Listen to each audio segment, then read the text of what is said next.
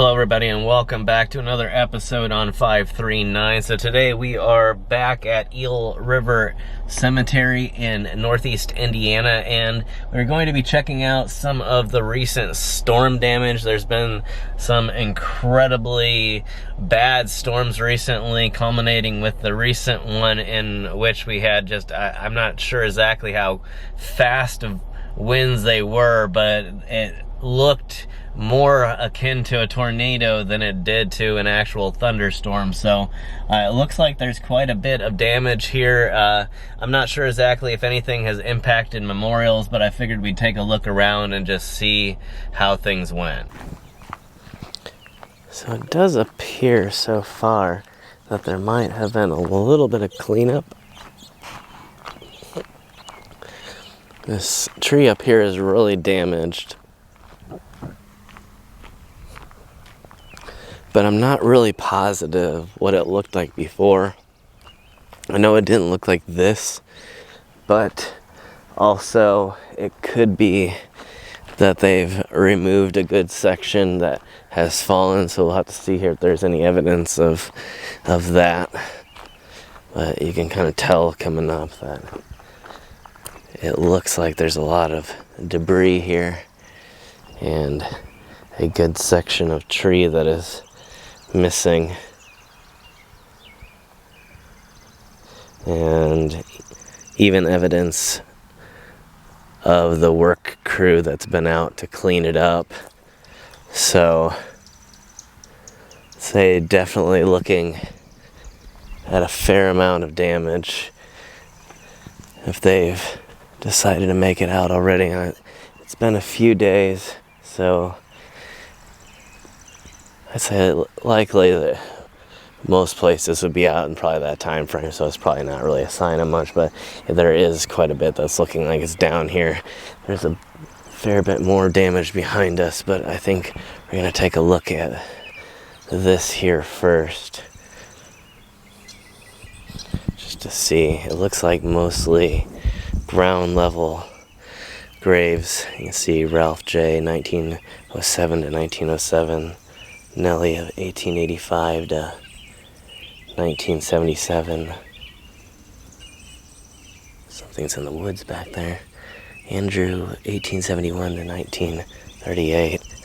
And then, oh my, yeah, I think we actually did some good amount of damage here. You can see that a historic stone here is definitely down.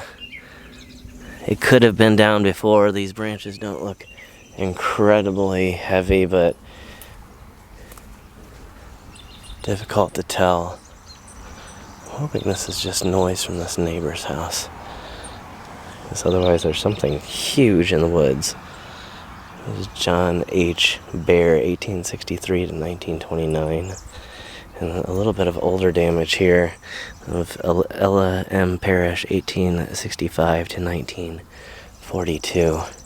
So let's go ahead and turn around here. Some interesting colored root system there. And it continues on all the way to the other side here. It looks like it has been cut out. I wonder if that's coming off of this particular tree or one next to it, or something else completely.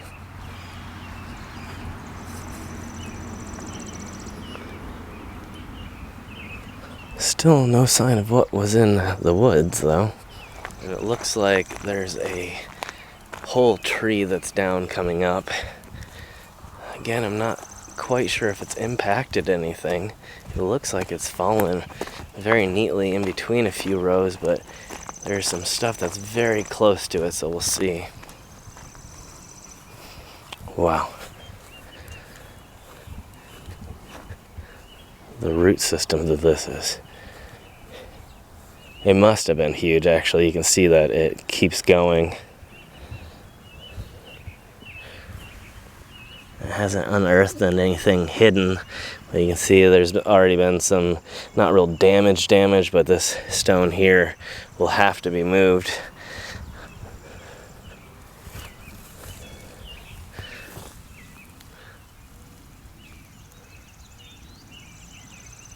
Looks like Alexander Moore, 1885 to 1968, I think. All right, let's keep going, see what we can find here.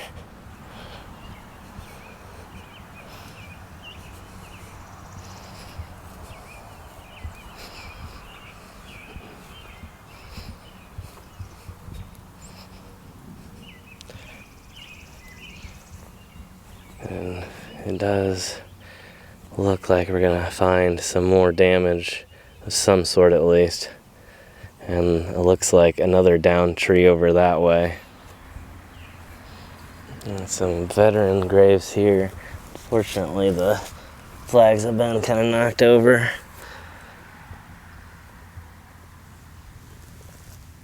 It looks like it says 1918, so it looks like it is probably a World War I veteran there.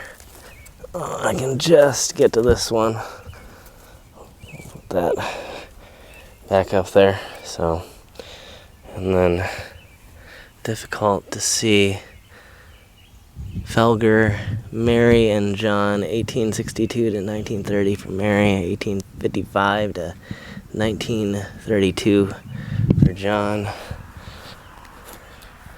And oh wow, so there is not much damage there, but unfortunately right next to it you can see a lot of damage. Wow, that was really unfortunate. A lot of damage. The stone seems to be somewhat safe though, so that's good. It looks like probably once all this is cleaned up they'll be able to actually set it back up right, thankfully, but unfortunate. Looks like another mystery planter here from some time ago. Probably was sitting right there. Actually, probably not, but that was probably a little bit further this way. A little bit of glass. Huh. So let's continue on this way and kind of get a view from this direction here.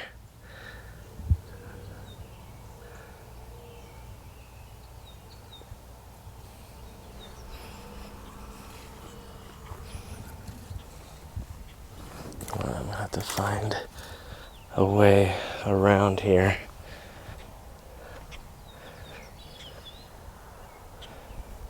Okay, it looks like there's a little kind of pathway here.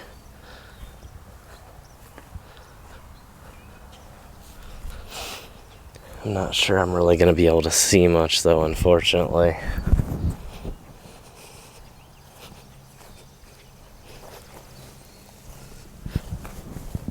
There's definitely something in there.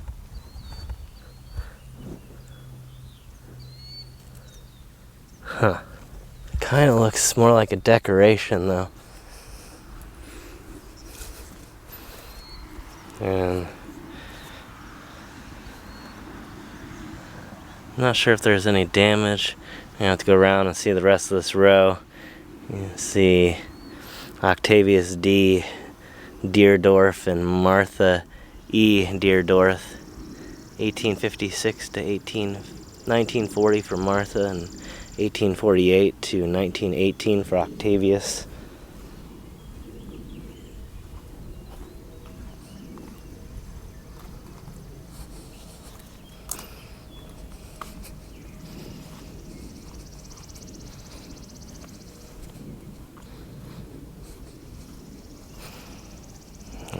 Here's where the row picks up. I don't see anything, but we can get another angle of our impacted Campbell stone.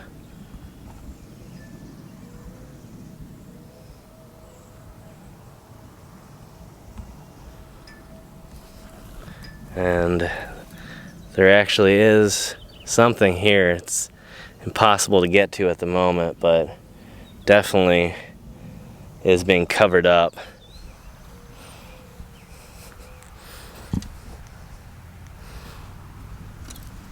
And yeah, we have another one here. I can't tell what it is. It's far too covered up. You can definitely see the edge of the stone here though. and move even more underneath.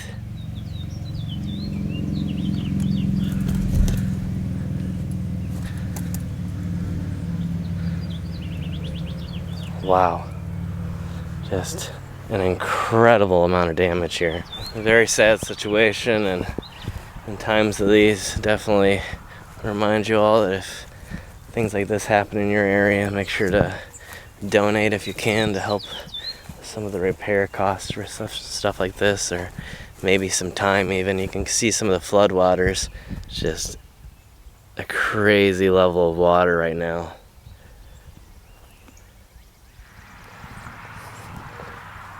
Unfortunately, this flag here is kind of destroyed. I don't know there's much we can do for it.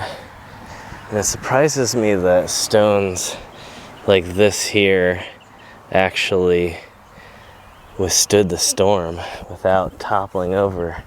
It must be incredibly heavy.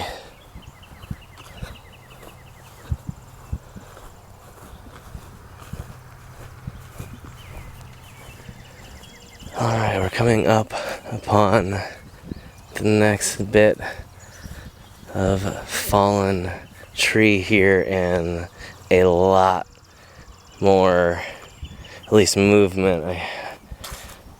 Right now, I'm not seeing any real breakage or damage in that way, but this massive tree was pushed over by the storm, and then with it came this here, the memorial of Ethel Bell Ames, 1900 to 1977.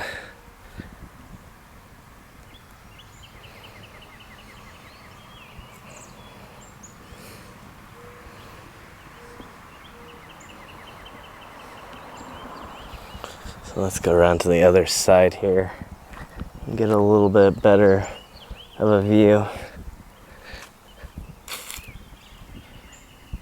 Or at least a different angle, and then we'll continue on.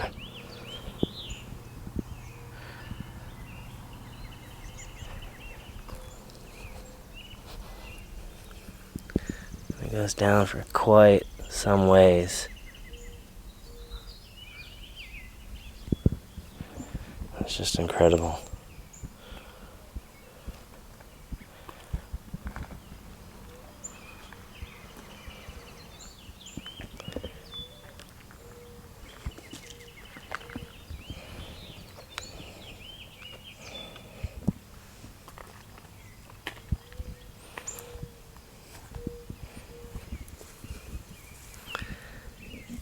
It looks like we may have had a little bit of movement on this one.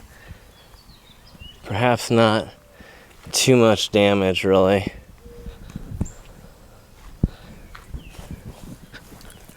You can see that not very many big branches have really touched it, so I'm not sure if maybe some of that's just erosion damage. And you can see remnants of things just blown all over, and pieces of broken branches, maybe even from past storms. And we're going to take this little corridor down here and visit our next area of damage here.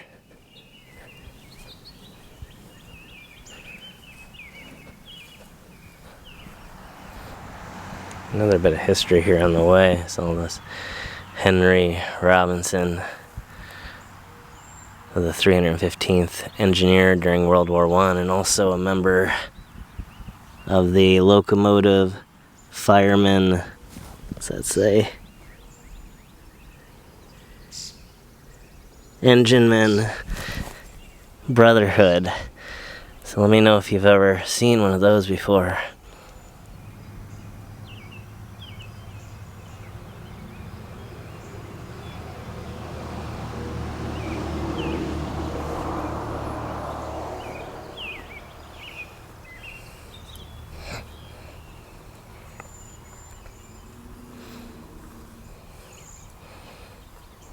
It's been a while since we visited this place.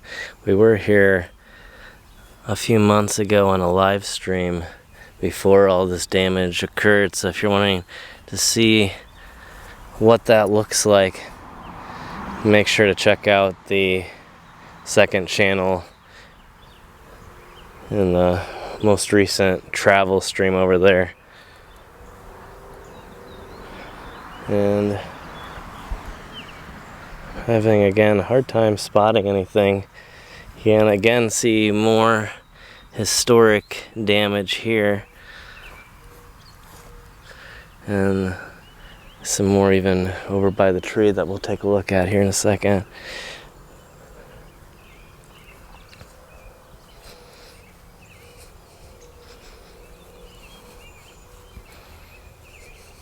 Okay, so I'm not sure about this. I think this is actually old, and again, it's just so thick. I can see something back there, but impossible to tell what it is.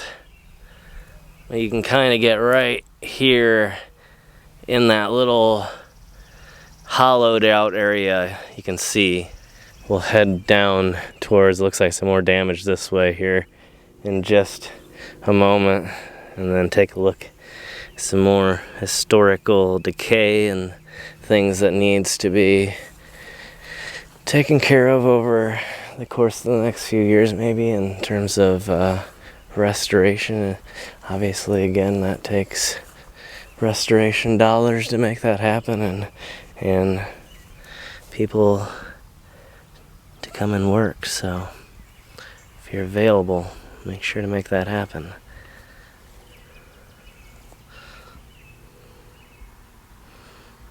A really bad area here and starting to get buried pretty badly.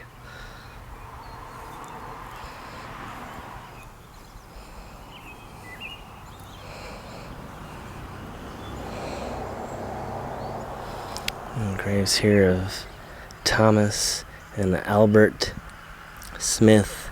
Thomas of 1852 to 1868, and Albert 1866 to 1872. And it looks like maybe these are updated stones. There's the same thing right next to it. And again, I think it's an area that we've shown before, but incredibly interesting, really historic. See that Ellie here was born in 1786 in Virginia, and Barbara 1790, I'm assuming probably also in Virginia. I can't read what else that says there. And looks like another veterans marker here, perhaps of the Civil War, is looking like a, see Margaret Ingle, 1883, Mary of 1891, and then Hulda, 1867, and then John, 1810, 1887. So yeah, it looks probably more than likely a Civil War veteran here.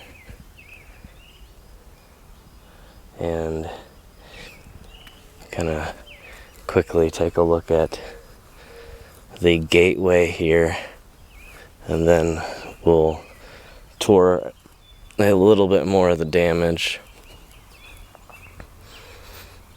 This just looks really amazing, and lots of decay, lots of lichen growth and rust, and old paint has almost made a natural artwork out of this entryway here leading to the church. So really incredible. Probably lots of historic stuff in the church as well.